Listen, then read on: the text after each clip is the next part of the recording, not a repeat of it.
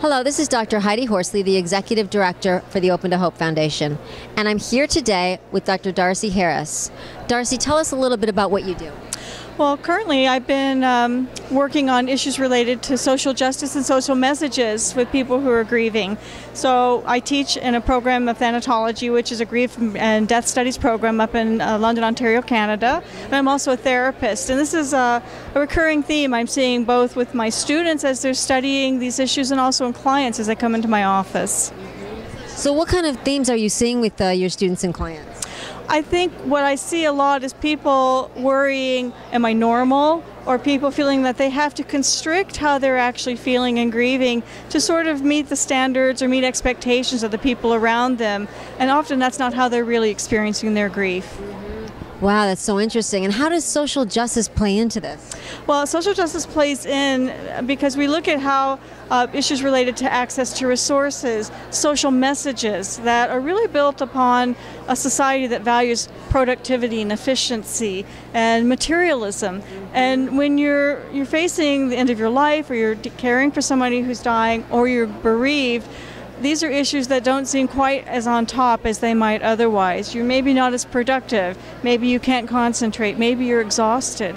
And so the normal world goes on, and you're still kind of where you are, dealing with all the heaviness that's in front of you.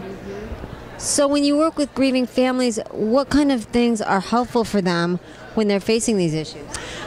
My role, probably I'll say as a clinician, as a therapist, is to really try to normalize the grief response as it is. That is, really grief is a mostly healthy and adaptive response, but it gets twisted and turned into something that's seen as something wrong because it might involve being more emotional than usual, or maybe not being able to concentrate like you used to. It doesn't mean something's wrong, but often people feel that something is wrong or that I should be doing something better, and I always listen for that word, should. As soon as you hear that word should, you think, what's the should? Because that's often different than what actually needs to be in that present moment.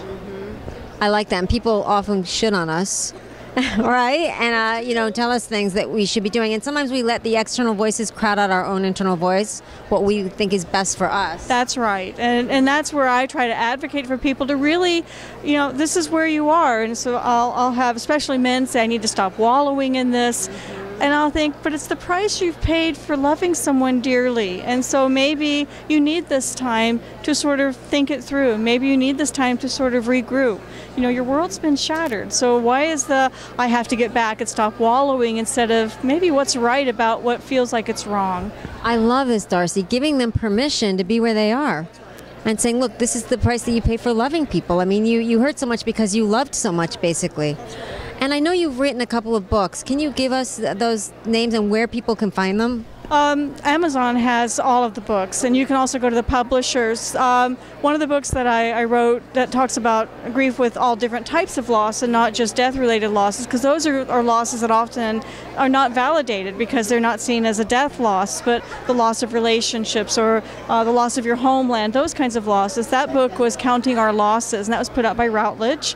And then there's a big section on looking at the social context of loss and social messages of loss in the book Principles and Practice of Grief Counseling, and that's put out by Springer. Very good, Darcy. And where do people find you if they would like to?